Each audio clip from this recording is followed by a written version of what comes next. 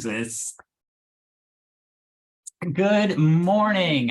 Welcome to Conversations Aren't Showing Up for Kids. My name is Tim Markle. I'm director of the Southern Regional Center for Children and Youth with Special Healthcare Needs. We're out of the Waysman Center. We cover 14 counties in southern and southwest Wisconsin, but darn it all, we got friends all over the place. And so wherever you are coming in from, you are welcome. For goodness sakes, the National Federation for Families invited us down to Oklahoma City. That's true. So we literally do have friends that are out of Wisconsin. We have friends outside of Wisconsin. We have friends in Oklahoma. Yep. Who like you. Yep. And we have friends in Maryland. Don't forget about Maryland. Don't forget about the person from New York. And yeah, that's right. Person from New York. We really liked you as well. Yep. Awesome. Well, today we're going to talk anxiety and autism. Hooray!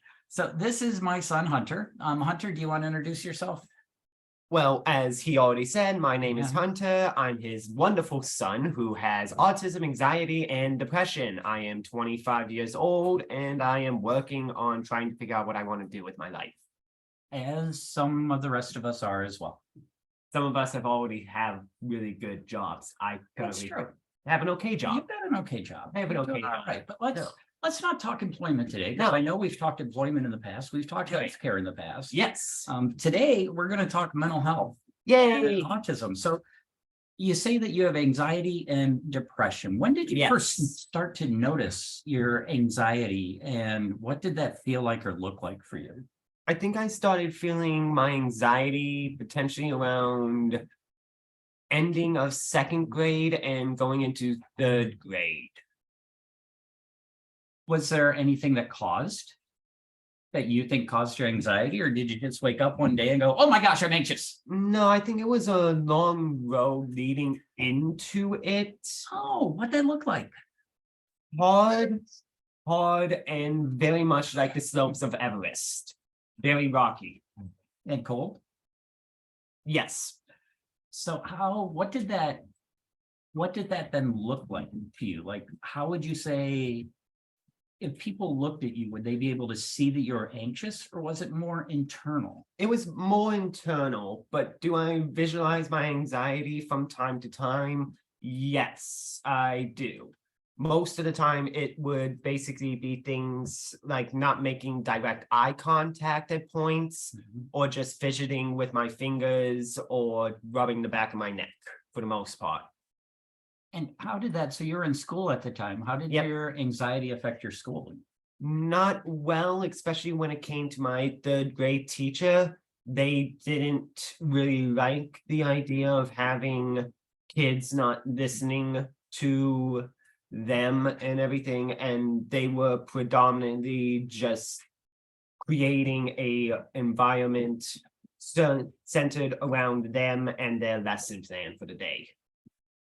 So really wasn't individualized instruction. No, it was no individualized instruction. It was basically a factory floor. And so no accommodations. No accommodations. Okay. So I can think of 3 other students from my third grade class that definitely had other special needs and everything. I believe one of them might have had ADHD or some sort of AD. Another definitely would be nowadays on the same spectrum I am and function the same way I did. And the third might have had speech problems, but I never fully interacted directly with them. But I believe potentially they could have had, again, some sort of speech problem, like a slight lisp or something. Because you were in speech therapy at this time, you were receiving speech, and you were in special education, so you had an IEP. Yep. But this really teacher just chose to ignore it. No, this teacher just did not listen to that team at all. So I'm going to go ahead and assume that increased your anxiety. 100%. It increased it to the point where I started distrusting all teachers. Oh, wow. That's pretty deep distrust. Yeah, especially seeing how my mom was one. True. And then where were you with your autism diagnosis at that time? Do you remember? Non-existent, because the medical side of things would not agree with the education side of things. Very true. So yes, the education was leaning toward an assessment of autism. Yep. Whereas the medical side insisted that it was anxiety, that you did not have autism. And general learning disability. Mhm. And Mind you, this was early 2000s, possibly mid 2000s.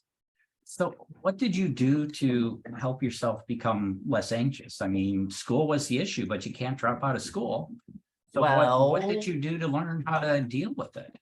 Outside of speech therapy and my IEP team meetings, it was mostly hide under the desk, break pencils, break pens, and chew on erasers and deface the desk.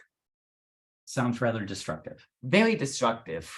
My And third grade teacher was not happy, but my fourth and fifth grade teacher was pretty much like, okay, I'm going to see if I can help you. so what did she do different? So you still, it's not like your anxiety went away in fourth grade. It's No. not like your autism went away when you went into fourth grade. Nope. Your speech was a little bit better, but Very much fourth grade, better. but your teacher changed. Yep, my teacher changed to someone who actually was a modern day teachers are pretty much. That's focused on sending the students into the next grade and more of what can I do to help you discover your dreams and how can I help your education?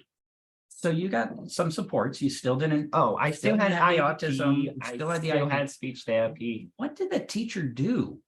Like really, like in real life, what were the things that made a difference for you in dealing with your anxiety They and listened. autism? Okay. They listened whenever I had a breakdown and just let me go out into the hallway to catch my breath. Bad news is that I was a wanderer and became very good friends with the principal. Yes, you did. Very good friends with the school's principal. He usually gave me chocolate chip cookies. Chip Ahoy, if I remember correctly. So the So- good type of cookies. So it wasn't a bad thing that you wandered to school. No. It's just the fact that the principal didn't want to call you guys about it. Right, because And that's not where everything. you're supposed to be. You're not going to No. learn in the hallway, and you're not going to learn eating cookies with the principal. Well, no, he did usually also give me a math book as well to read or something. Oh, to good. One of your continue my- one of your favorite subjects. Well, when he gives it with pictures and everything as well, it Ah. really helped out. Okay, so that's fantastic. Yeah, But no, eventually, you needed to I get needed to back get into the back to the classroom. classroom and he or his secretary or whoever the receptionist was for the day, usually walked me back to class and my teacher was just like, oh, thank you. I'm going to see if I can help set up something so he doesn't do that too often. And So what did they were you? just So okay with that. we worked together as a Yep. family with your teacher, Yep, the principal, and you yep, to then set up a support, a framework, so to speak, yep. to help you with anxiety in the classroom and taking that break. Can Yep. you describe what that was? I'm a big military history guy, so the things we came up with was called the 3 R's, which was retreat, reinforce, re-engage. And what were those? What did those mean? Retreat was get out of the situation, and reinforce was the one where I would reinforce my positive self-talk, calm myself down, try not to break the pen they usually give me for fidgeting. And re-engage is to get back into the classroom or that difficult situation and just continue learning. So let's see if you can paint a little bit of a clearer picture. Mhm. What would get you upset in the classroom? Like what would be an incident that made you extremely anxious, wanting to break your pens and go under your desk? Usually either a surprise quiz or not understanding the wording in the lesson for the day. Okay, so not understanding the wording of the lesson, not understanding what was expected of you or what you were supposed to do would Yep. get you really anxious. Yep. Then what would you do? Then I would either climb under my desk or just sit there and just stare blankly at the paper, not even picking up my pencil or pen. So you pretty much were lost Yep. at that moment in the classroom and you weren't engaged at all with Correct. learning. How did you let your teacher know that you were going to have to go retreat? Usually one of the other students near me would notice it, get the teacher's attention, and they would walk me or one of the other students, usually one of my friends or a close classmate, would just walk me to the hallway, stay with me for about 2 minutes before going back into the classroom to continue the lesson. I usually take about 5-6 minutes outside of the classroom, and then I would start wandering, or I would just walk the hallway near the classroom for a little while, and then walk back into class. So that's how you got to retreat. Yep. What did re-engage look like? You mean reinforce? I'm sorry. What did reinforce look like? Reinforce was basically that whole talking to myself and everything in the hallway, which really confused the janitor a little bit whenever I interacted What were with you him. saying to yourself in the hallway? I mean, you had just left a very anxious, stressful situation. If I get angry, I lose. I can do this. The lesson isn't that hard. If I need help, ask one of my classmates at lunch to explain the lesson further, or at least dumb down the lesson to where I could understand it. Because by now, everyone in class knew that I was going to be behind them in learning, and they basically circled the wagons around me to dissuade a lot of the worst bullies in the school. I surrounded myself with the good type of bullies.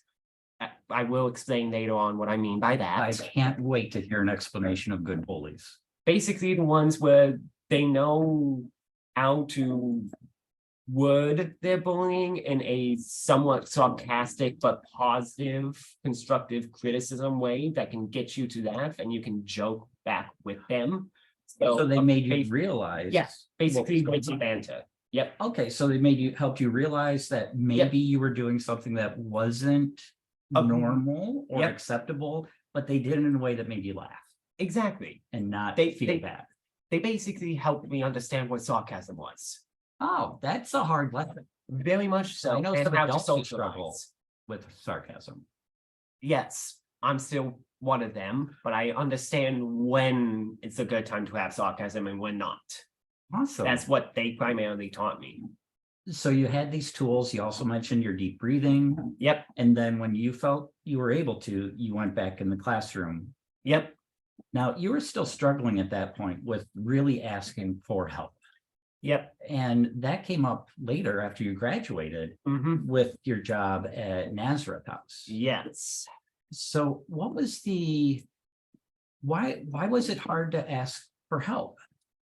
Because I, again, was still a little distrusting of those above me, my supervisors, my coworkers, and everything that were there longer. It just, my third grade teacher really screwed up my head. So you didn't trust the people that you could go to for help. Correct. Okay.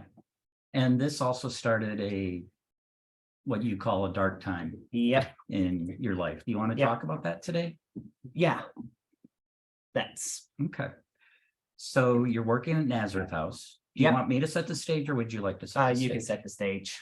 So you're working with Nazareth House.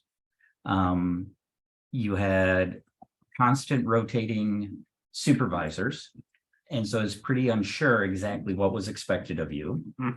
The job also contained a lot of if the tablecloth is dirty, change it, without really defining what dirty was. And so you could look at the tablecloth and decided that it was fine. Next day, the supervisor comes in and asks you why you didn't change the tablecloth. And so I know that frustration was going on. You also interacted and really loved the people that were living there, the residents and the people that were there for therapy. But Especially those on the second floor. And what was special about the second floor? They were the primary ones with dementia and other mental problems like Alzheimer's and stuff like that. But you experienced a lot of loss there. Yeah.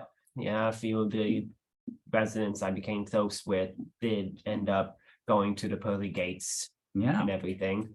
Or at least I hope they ended up going to the pearly gates. We will hope for the best there. Absolutely.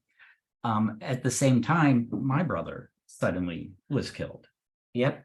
And so we had that loss. And then about a year later, my dad passed away, and we had been visiting him quite often. And we saw the decline happening. We knew what was coming, but that still was really, really hard. And I know it was really, really hard for me in that I certainly didn't bounce back quickly. No, you didn't. But what I didn't notice was how with your anxiety, your depression, you were diagnosed by this time, right? Yep, When were you diagnosed with autism? I was diagnosed when I was 20, which means it would have been like 2018, 2019. Okay, so before you were diagnosed Yeah, is when everything sort of fell apart. yeah. And I didn't notice things were falling apart. So let's talk a little bit about that time. What were you feeling that made you want to leave? I was feeling like I should be with Grandpa Dave more, that I should go speak with Uncle John more and get to know him better.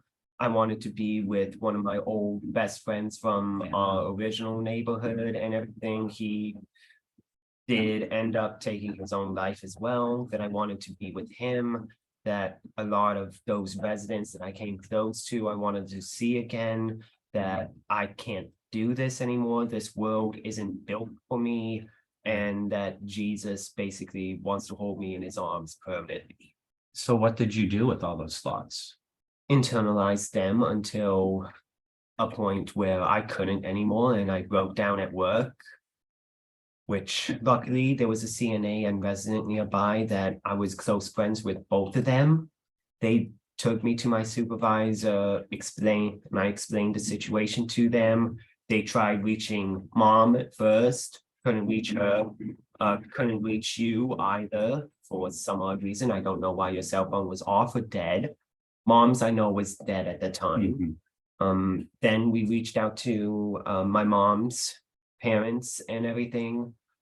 They reached out to my mom at her job, explained everything after talking me down and explaining that I was loved. My supervisor was still in the room because this supervisor was one of the good ones where they actually cared about their people under them and didn't fully yell and boast about their achievements like a couple of the other ones did, and basically just stayed in the room. One of my co-workers also was in the room, one of the more experienced housekeepers from the laundry department that I grew rather close to as a friend and co-worker and everything. And they just stayed in the room with me till my grandparents came, took me to the home. Mom took me home. Mom then took and drove me to the hospital after I asked her to take me to the hospital because I didn't want to be home. I didn't want to be around anything. Why didn't you want to be home or around stuff? Mainly because I didn't know what I was going to do. I had a plan and everything, but I didn't know if you guys would keep a close eye on me between your jobs and everything. And it was just like, I don't trust myself. So at that point, it sounds like you were struggling with, I don't belong here. I want to die, but yet I'm afraid that if I'm left alone, I'm going to die. So you were having some mixed thoughts. Very much so. So mom then took me to Stoughton Hospital, the emergency room. She explained the situation to one of the receptionists. They immediately escorted us with a nurse and everything over to one of the rooms. The nurse just simply asked, do you want a cup of water or anything? Can I get you anything? I just simply asked for help. And she said, okay, we'll get you the help you need. I'll get a doctor so we can get a note over to a hospital more equipped to help with this. So they left. About maybe 2 minutes, 3 minutes later, a doctor came in, asked me the same question of how can I help? And I explained the situation again. My mom was still in the room. You were still at work. I was on my way home. Yep, on the way home. My sister had no clue this was happening because she was in school at this time. Right. And everything. So they referred you over to St. Mary's, and I met you guys at St. Mary's. Yep. Met you And there. you went through the intake. Went through the intake. And I have to admit that I really didn't want you to admit yourself. No, but I went through with it, had an amazing 2 weeks there with the staff, with the fellow residents, and started learning to love life again. What changed? What did you learn while you're in there? Because you're still autistic. Yep. You still have anxiety. You still have depression. Yep. You still have parts feel like you don't belong in this world because it's not made for you, because, well, this world's not made for you, Correct. which is a real feeling there. Yeah, very much so. What did you learn and how did you make those changes in your life? I learned that there are people who aren't autistic, who don't have anxiety, but are just like me and everything, in the whole thoughts of we don't belong in this world. And it was very nice to meet people like that. I felt a sense of belonging, that I actually felt safe with these people, that I felt normal around them. And the staff at St. Mary's also brought that whole sense of belonging as well, because some of them did say, yeah, we've been in the same place and got the help, and then trained to give this help. And that's what they did. So you found a nice, safe environment where you belonged. Yep. But you had to leave that environment. I had to leave that environment, but they set me up with medication and a local therapist that I went to see for about 6 months, maybe 7 months. Had the medication for about 4.5, maybe 5 months before I forgot to refill the bottle. Then I discovered that some antidepressants do end up giving you depression. And by that time, it all just went around in your head and you're like, no. Medication and one-on-one therapy definitely was not for me, but that therapist gave me a lot of amazing tools and reaffirmed everything that I learned in St. Mary's. So you had learning when you were in 3rd grade and saw a therapist to help you re-engage with school, 4th and 5th grade. You had people from St. Mary's. Yep. And then you had your therapist. So what are the things that you do today to not go back to that place? Primarily just reaffirming everything that they all taught me, that you might need to take a deep breath at times, that you might just need to walk away from the situation for 5-6 minutes, maybe up to 7 minutes. Go find something else to do that isn't stressful. Take 5 seconds and just breathe. Remind yourself that if you get angry, you lose, you belong, you're human. These feelings are normal to have. Don't internalize. Just take 10 seconds and look at something and think, what am I doing wrong and what can I fix to make it a bit better? What's in your power? What can I do here and now to change what's going on? I just want to go back to the fact that you're learning not to internalize everything. And that was a huge step. That was a huge step for me. I still sometimes put up walls and masks. Absolutely. That's primarily because I'm autistic. It's what we do. We do masking. But I don't do it as much anymore. I don't internalize all my emotions. And the big reason why is, ironically enough, doing these sort of talks. And everything, just talking about my life, talking about my story really helps with breaking down those walls and breaking down those masks, because these group session talk things really helps. It really heals me and everything. It makes me feel normal, human. So with that, with changing the way you internalized everything, do you now ask for help at work? Like if you don't understand something? Yes. Okay, so you've learned to ask that. And I know just the other day, you came home and when I asked you what was wrong, you told me what was wrong. And it was a heck of a day. Yeah, it was one heck of a day because we had only 3 people at most at times. Yeah, and so it was really stressful and you're able to talk about that instead of just shutting down. Yep. And I think that was a huge step. That was a very huge step, because usually if I had a stressful day at work, I would just immediately shut down in the past. Yep, which means that if I was distracted and busy with my stuff, I didn't check in properly with you. As I had choices that I could make. Yep. Looking back, I wish I had made some different choices. Talk just a little bit about when you got your autism diagnosis. Why was that important for you at 20 years old that you wanted to see someone to see if you had autism? Because it finally normalized a lot of what I did in the past and everything, because it made a lot of open road connections. and everything. And it opened a few extra doors, medically speaking, because now doctors and everything that I see can go, oh, yeah, no, I can see it now. You definitely are autistic. I will start catering to that a bit more now. I'll start dumbing down what I've said. I'll make sure it's clear. And it really helped, medically speaking, to get that diagnosis finally. And what do you think if somebody wants to try to, you know, like throw a label on you, like, oh, well, he's just autistic, or he's anxious, he's a depressed person? Is that who you are? No, I don't care about labels. You can throw as many on me as you want. I'll gladly carry them to my dying days, because labels don't define me. They should never define anyone. What should define a person is their actions, what they do with their lives, not just labels, not just what neighborhood they grew up in, or what color their skin tone is, or what their accent is, or what their first language was. That shouldn't define the person. What should define the person is their actions and what they choose to do with their lives.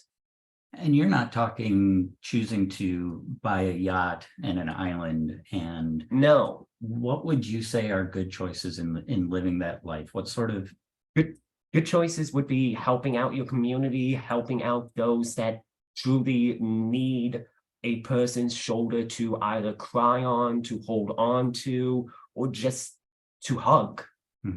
Even if it's just for 5 seconds or 2 seconds or 10. Just sit down potentially and just listen to their story, like all of you are doing right now. That's a positive action a lot of people can take.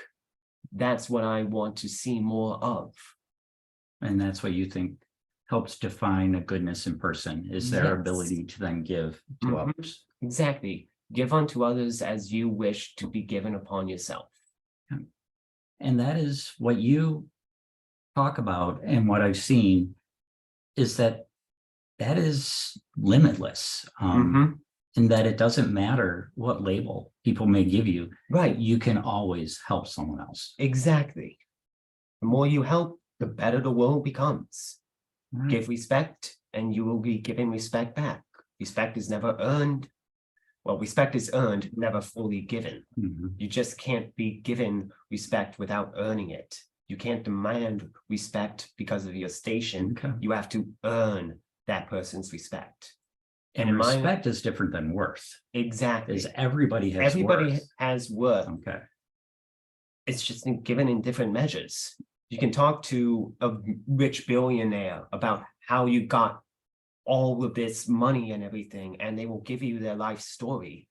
But then you can turn around and ask a homeless person how they got there, and you'll have a completely and utterly different story, but they are still worth the same, because you see them for who they are, not just for their money or their value. Exactly. Regardless of what is around them, that person still has value. Exactly. Okay.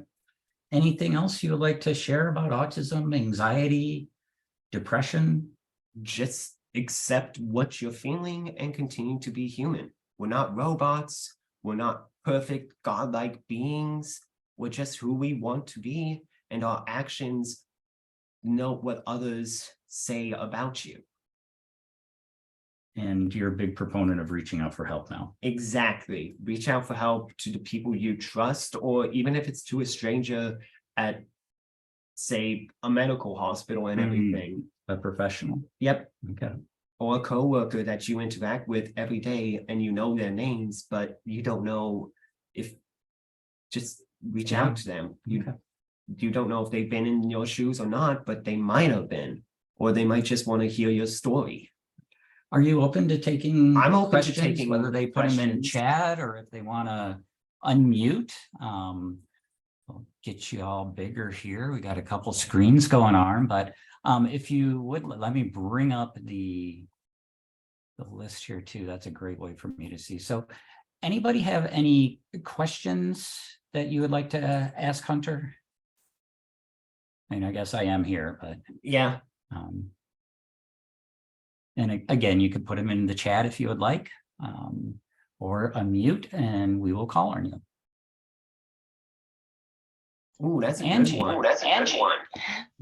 Hunter, thank you so much. I don't have a question. I just want to say thank you so much for sharing all that you did. My daughter's just a couple of years younger than you and a lot of similarities. And I've been taking notes, if you don't mind, while you've been sharing, because you've hit a whole lot of wisdom in a very short many years, right? And I thank you so much for all that you shared.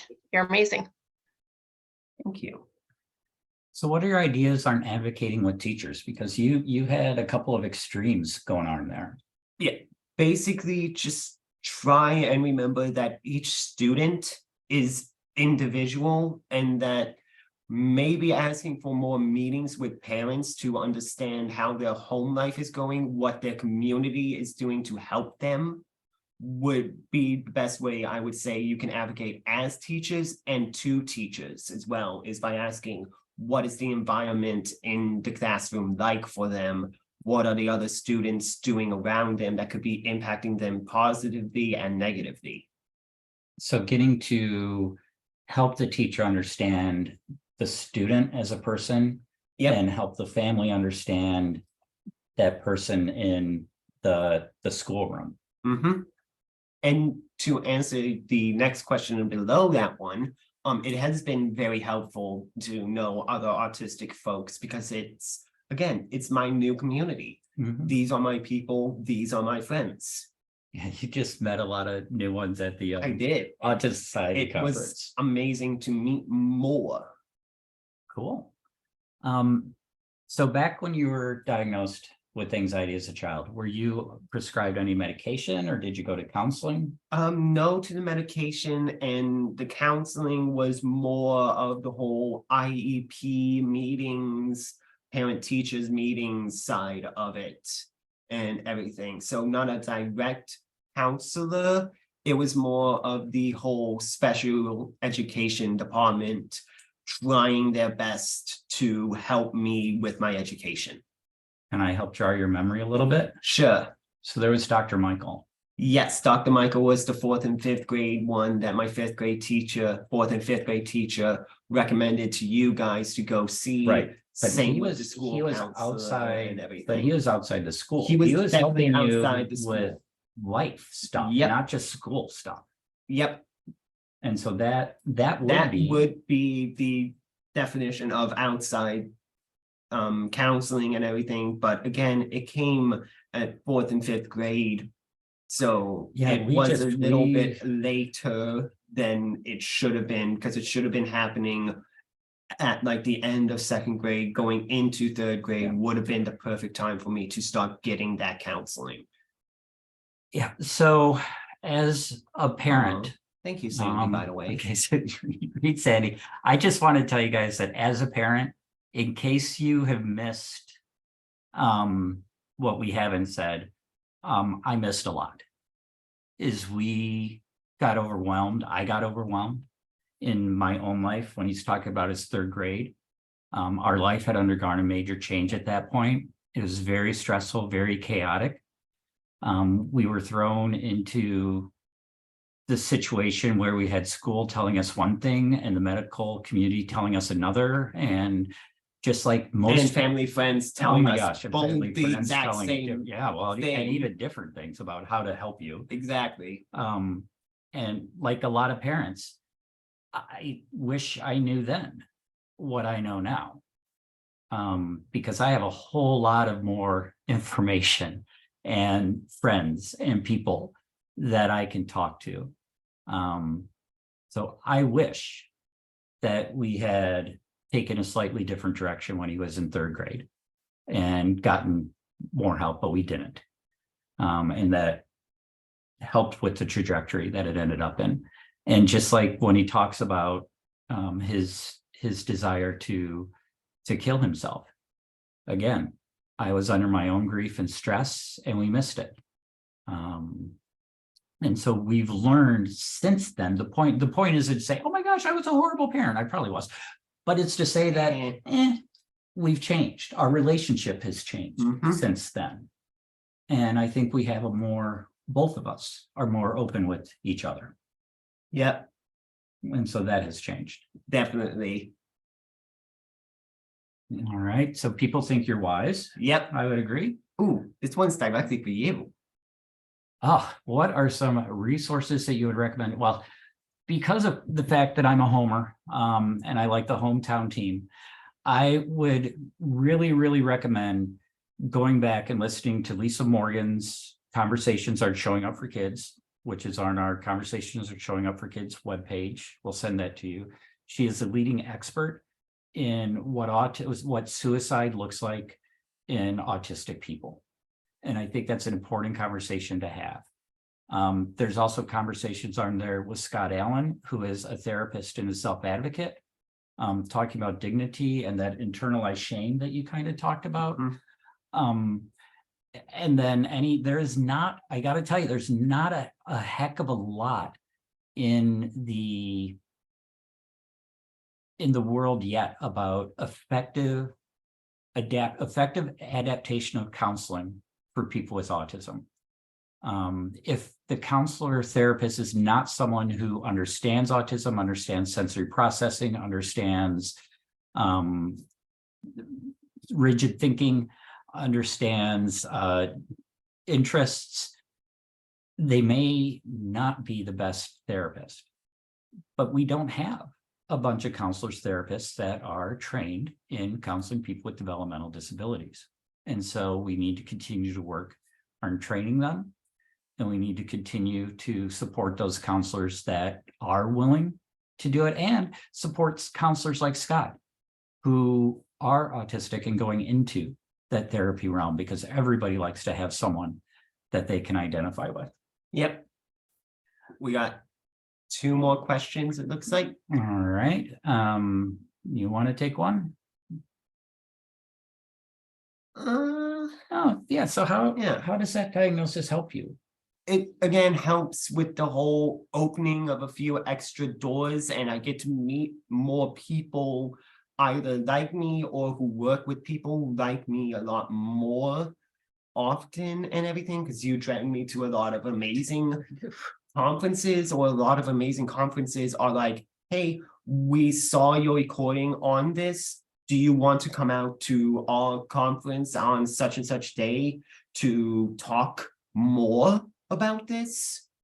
And it's just amazing to see so many groups actually want to know us and everything. Well, and want to learn from you. Exactly. Because everybody is different. Everybody is different. But there's some things that by listening to each other, we can probably learn about our friends and our family, and maybe learn a little bit better how to help them. Yep. And for the whole question on correlation between anxiety, depression, and suicide with people on the spectrum, I would definitely be looking at that recording from Lisa and everything to learn more about that, because they were an amazing speaker on all of that. And it really helped me understand that, yes, there is a correlation between all of that. And it is a very sad statistic when it comes to people on the spectrum and suicide. So somebody who's diagnosed with autism has a higher possibility than a non-autistic person to have anxiety, depression, and to consider suicide. And so there's a correlation between all three, that if you are diagnosed as on the autism spectrum, or if you have autism, however you want to describe that, you are at an increased risk. So we have this increased risk for anxiety, depression, suicide, with a decrease in service delivery. So this has got to change, and the only way it's going to change is by continuing to talk about this and pushing for change in how our therapists and counselors are trained. Definitely. All right. Anything else? Oh, good one. Oh, When someone's shut down and pulled inside themselves, what is the best way to reach out to them? Oh, I worry about pushing too hard and doing something that may make them internalize more. That is a great question. That is an amazing question. And personally speaking, it was just a light tap on the shoulder usually helped me get back into it and everything, or them just saying my name in a very calm, organized manner, just to snap me back into the conversation or into what's going on, usually helped. But sometimes if I shut down a little too much, it was music that brought me personally back and everything. Really, well, so long as it isn't country music, I usually got right back into whatever was talked about and everything for the most part. But sometimes it was just usually walking away for 2 minutes to re-internalize yourself and everything, and then going to the person who is shutting down, who has shut down and pulled inside themselves, just let them reorganize their thoughts, because sometimes it's just too jumbled in their head to get back into the conversation, and they might just need that moment to shut down, to re-internalize and get their train of thought back on to the tracks, instead of just continuing with the conversation and everything.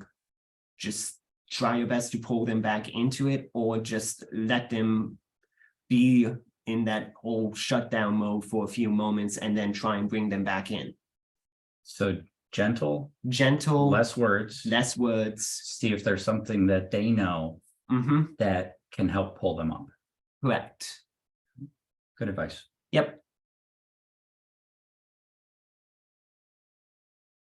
Please keep sharing. Yeah, like I can keep you quiet now. No, the genie is out of the bottle. The genie is out of the bottle, and you can also blame the Kalahari for letting me have an open microphone. That's true. That was, yeah, that was an amazing talk. It was just 2 PowerPoints, me and an open mic. And you did great. And about a room of 30 people. Anything else you want to share today before we close out? Other than just take your time with everyone around you and take your own moment to internalize everything for about 5-10 seconds, and then continue living your life. And making sure that you share those things that are inside. Exactly. Awesome. Well, I love you, dude. I'm glad you're here. Dad. I'm glad to be here as well. All right. Well, thank you for joining us today. I totally forgot again to put the link to the evaluation. So you'll be getting an email after this, along with a link to the recording, and the evaluation will be there as well. So thank you to take a moment to do that. Thank you all so much for being here. Yep. Thank you, you guys.